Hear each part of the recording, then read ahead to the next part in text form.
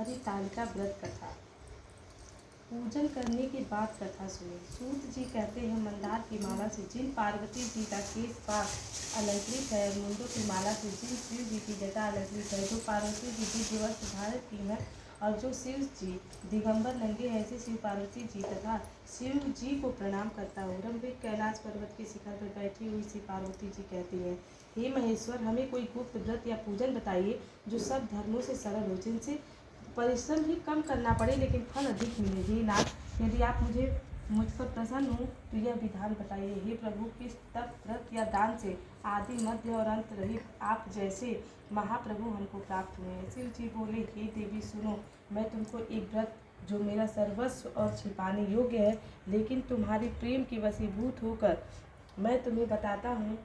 जैसे नक्षत्रों में, चंद्रमा, ग्रहों में, सूर्य, वर्णों में, ब्राह्मण, देवताओं में विष्णु भगवान, नदियों में गंगा, पुराणों में महाभारत, वेदों में साम वेद और इंद्रियों में मंत्र श्रेष्ठ है, सब पुराणों और वेदों का सर्वस्व जिस तरह कहा गया है, मैं तुम्हें एक प्राचीन व्रत बतलाता हूँ।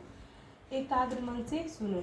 जिस व्रत के प्रभाव से तुमने मेरा आधा आसन प्राप्त किया है वह मैं तुमको बतलाऊंगा, क्योंकि तुम मेरी प्रियसी हो। भाद्रपद मास में हस्त नक्षत्र से युक्त शुक्ल पक्ष की तृतीया तिथि को उसका अनुष्ठान मात्र करने से स्त्रियां सब पापों से मुक्त हो जाती हैं। हे देवी, तुमने आज से बहुत दिनों पहले हिमालय पर्वत पर इस व्रत को किया था, यह वृतांत मैं तुमसे कहूँगा। पार्वती जी ने पूछा, हे नाथ, मैंने क्यों यह व्रत किया था, यह सब आपके मुख से सुनना चाहती हूँ। शिव जी ने कहा, भारतवर्ष के उत्तर की ओर एक बड़ा रमणीक और पर्वतों में श्रेष्ठ हिमवान नामक पर्वत है। उनके आसपास तरह तरह की भूमियाँ हैं, तरह तरह के वृक्ष उस पर लगे हुए हैं, नाना प्रकार के पक्षी और अनेक प्रकार के पशु उस पर निवास करते हैं। वहाँ पहुँचकर गंधर्वों के साथ बहुत से देवता सिद्ध साक्षात पक्षीगण सर्वदा प्रसन्न मन से विचरते हैं। वहाँ पहुंचकर गंधर्व गाते हैं, अप्सराएं नाचती हैं। उस पर्वत राज के किनारे ही शिखर ऐसे हैं कि जिसमें स्फटिक, रत्न और वैडूर्य मणि आदि की खानें भरी हैं। यह पर्वत ऊंचा तो इतना अधिक है कि मित्र के घर की तरह समझकर आकाश का स्पर्श किए रहता है।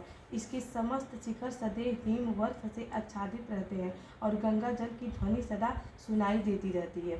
हे पार्वती, तुमने बाल्यकाल में उसी पर्वत पर तपस्या की थी। 12 वर्ष तक तुम उल्टी टंकर केवल धुआं पीकर रही, 64 वर्ष तक सूखे पत्ते खाकर रही। माघ मास में तुम जल में बैठी रहती और वैशाख की दोपहरिया में पंचाग्नि तापती थी। सावन के महीने में जल बरसता तो तुम भूखी प्यासी रहकर मैदान में बैठी रहती थी। तुम्हारे पिता इस तरह के कष्ट सहन को देखकर बड़े दुखी हुए। वे चिंता में पड़ गए कि मैं अपनी कन्या किसको दूं। उसी समय नारद जी वहाँ आ पहुँचे। मुनि श्रेष्ठ नारद जी उस समय तुम्हें देखने गए थे। नारद जी को देखकर गिरि ने अर्धपाद्य आसन आदि देकर उनकी पूजा की और गिरिराज ने कहा, हे स्वामी, आप किस लिए आए हैं? आप किस लिए आए हैं? मेरा अहोभाग्य कि आपका आगमन मेरे लिए अच्छा है। नारद जी ने कहा, हे पर्वतराज सुनो, मैं भगवान विष्णु का भेजा हुआ आपके पास आया हूँ। आपको चाहिए कि यह कन्या रत्न किसी योग्य वर को दे। भगवान विष्णु के समान योग्य वर ब्रह्मा, इंद्र और शिव इनमें से कोई नहीं है, इसीलिए मैं यही कहूँगा कि आप अपनी कन्या भगवान विष्णु को ही देवें। हिमवान ने कहा, भगवान विष्णु स्वयं मेरी कन्या ले रहे हैं और आप यह संदेश लेकर आए हैं तो मैं उन्हें अपनी कन्या दूंगा। हिमवान की इतनी बात सुनकर मुनि राज नारद आकाश में विलीन हो गए। वे पीताम्बर, सर्प, चक्र और गदाधारी भगवान विष्णु के पास पहुँचे। वहाँ हाथ जोड़कर नारद जी ने भगवान विष्णु से कहा, हे देव सुनिए, मैंने आपका विवाह पक्का कर दिया है। उधर हिमवान ने पार्वती के पास जाकर कहा, हे पुत्री, मैंने तुम्हें भगवान विष्णु को दे डाला। तब पिता की बात सुनकर तुम बिना उत्तर दिए ही अपनी सखी के घर चली गई। वहीं जमीन पर पड़कर तुम बड़ी दुखी होती हुई विलाप करने लगी। तुमको इस तरह विलाप करते देख एक सखी ने पास आकर कहा, देवी, तुम क्यों इतनी दुखी हो? इसका कारण बताओ। तुम्हारी जो कुछ इच्छाएं होगी मैं यथाशक्ति उसको पूरा करने की चेष्टा करूंगी, इसमें कोई संशय नहीं है। पार्वती जी बोली, मेरी जो कुछ अभिलाषा है उसे तुम प्रेम पूर्वक सुनो। मैं एकमात्र शिव जी को अपना पति बनाना चाहती हूँ, इसमें कुछ भी संशय नहीं है। मेरे इस विचार को पिताजी ने ठुकरा दिया है, इससे मैं अपने शरीर को त्याग दूंगी। पार्वती की इस बात को सुनकर सखियों ने कहा, शरीर का त्याग न करो, चलो किसी ऐसे वन को चले जहाँ पिता को पता न लगे। ऐसी सलाह कर तुम वैसे वन में जा पहुँची। उधर तुम्हारे पिता घर घर तुम्हें खोजने लगे, दूतों द्वारा भी खबर लेने लगे कि कौन देवता या किन्नर मेरी पुत्री को हर ले गया। उन्होंने मन ही मन कहा, मैं नारद जी की आगे प्रतिज्ञा कर चुका हूँ कि अपनी पुत्री भगवान विष्णु को दूंगा। ऐसा सोचते सोचते हिमवान मूर्छित हो गए। गिरिराज को मूर्छित देखकर सब लोग हाहाकार करते दौड़ पड़े। जब होश हुआ तो सब पूछने लगे, गिरिराज आप अपनी मूर्छा का कारण बताइए। हिमवान ने कहा, आप लोग मेरे दुख का कारण सुने। न मालूम कौन मेरी कन्या को हर ले गया है। ऐसा नहीं हुआ तो उसे किसी काले सांप ने काट लिया। हाय, सिंह खा गए होंगे। हाय हाय, मेरी बेटी कहाँ गई। किसी दुष्ट ने मेरी पुत्री को मार डाला। ऐसा कर वे वायु के झोंके से कांपते हुए वृक्ष के समान कांपने लगे। उसके बाद हिमवान तुम्हें वन वन खोजने लगे। वह वन भी सिंह, भालू, हिंसक जंतुओं से बड़ा भयानक हो रहा था। तुम भी अपनी सखियों के साथ उस भयानक वन में चलती चलती एक ऐसे जगह जा पहुंची जहाँ एक नदी बह रही थी। उसके रमणीक तट पर एक बड़ी सी कंदरा थी। तुमने उसी कंदरा में आश्रम बना लिया और मेरी एक बालुकामयी प्रतिमा बनाकर अपनी सखियों के साथ निराहार रहकर मेरी आराधना करने लगी। तब भाद्रपद शुक्ल पक्ष की हस्त युक्त तृतीया तथा तिथि प्राप्त हुई। तब तुमने मेरा विधिवत पूजन किया और रात भर जाकर गीत वाद्यादि से मुझे प्रसन्न करने में बिताया।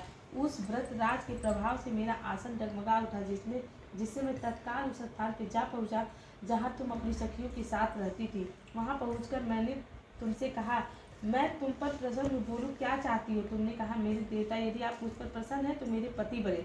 मेरे तथास्तु कहकर कैलाश पर्वत पर वापस आने पर तुमने वह प्रतिमा नदी में प्रवाहित कर दी और सखियों के साथ उस महाव्रत का पालन किया। हिमवान भी तब तक उस वन में तुम्हें खोजते हुए आ पहुँचे। चारों दिशाओं में तुम्हारी खोज करते करते व्याकुल हो चुके थे, इसीलिए तुम्हारे आश्रम के समीप पहुँचते ही गिर पड़े। थोड़ी देर बाद उन्होंने नदी के तट पर दो कन्याओं देखी। देखते ही उन्होंने तुम्हें छाती से लगा लिया और बिलख कर रोने लगे। फिर पूछा, पुत्री, तुम सिंह, बाघ आदि जंतुओं से भरे इस वन में क्यों आ पहुँची। पार्वती ने उत्तर दिया, हे पिताजी, मैंने पहले ही अपने आप को शिव जी के हाथों सौंप दिया था। आपने मेरी बात टाल दी, इससे मैं यहाँ चली आई। हिमवान ने सांत्वना देते हुए कहा, हे पुत्री, मैं तुम्हारी इच्छा के विरुद्ध कुछ न करूँगा। तुम्हें अपने साथ लेकर घर आए और मेरे साथ तुम्हारा विवाह कर दिए। इसी से तुमने मेरा अर्धासन पाया। तब से आज तक किसी के सामने मुझे यह व्रत प्रकट करने का अवसर नहीं प्राप्त हुआ।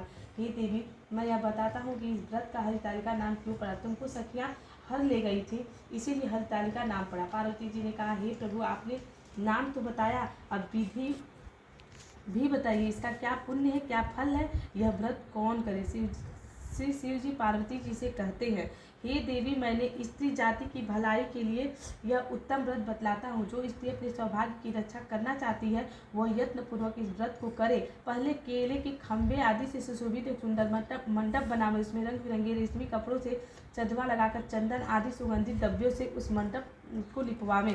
फिर शंख, भेदी, मृदंग आदि बजाते बहुत से लोग एकत्रित होकर तरह तरह के मंगलचार करते हुए उस मंडप में पार्वती जी तथा शिव जी को प्रतिमा स्थापित करा। उस रोज दिन भर उपवास कर बहुत से सुगंधित फूल, गंध और मनोहर धूप, नाना प्रकार के नैवेद्य आदि एकत्र कर मेरी पूजा करें और रात भर जागरण करें।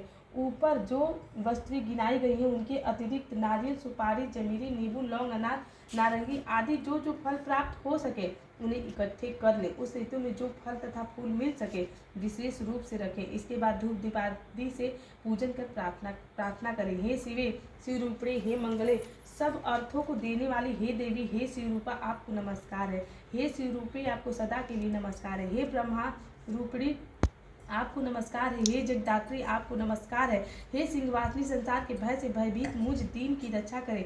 इस कामना की पूर्ति के लिए मैंने आपकी पूजा की है। हे पार्वती जी, मुझे राज्य और सौभाग्य दे, मुझ पर प्रसन्न हो।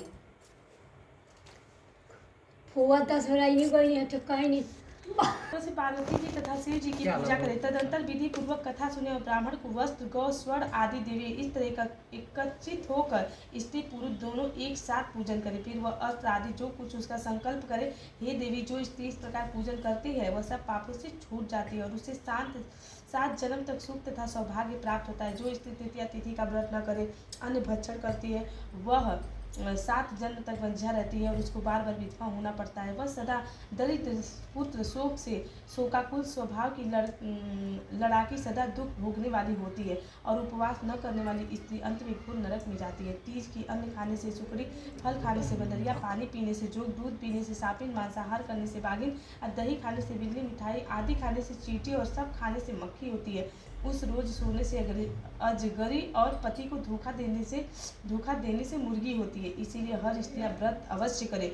दूसरे दिन स्वर्ण, चांदी, तांबा अथवा बांस के पात्र में अन्न भरकर ब्राह्मण को दान दे और पालन करे। जो स्त्री इस प्रकार व्रत करती है वो मेरे समान पति पाती है और जब वो मरने लगती है तो तुम्हारे समान उसका रूप हो जाता है। उसे सब प्रकार के संसारिक भोग और सायुज्य मुक्ति मिल जाती है। इस हरितालिका व्रत कथा मात्र सुन लेने से प्राणी को 1000 अश्वमेघ और सैकड़ों वाजपेय यज्ञ करने का फल प्राप्त होता है। हे देवी, मैंने यह सब व्रतों में उत्तम व्रत बतलाया है जिसके करने से प्राणी सब पापों से छूट जाता है। इसमें कुछ भी संशय नहीं है। बोलिए शिव शंकर भगवान की जय। बोलिए पार्वती माता की जय। जय।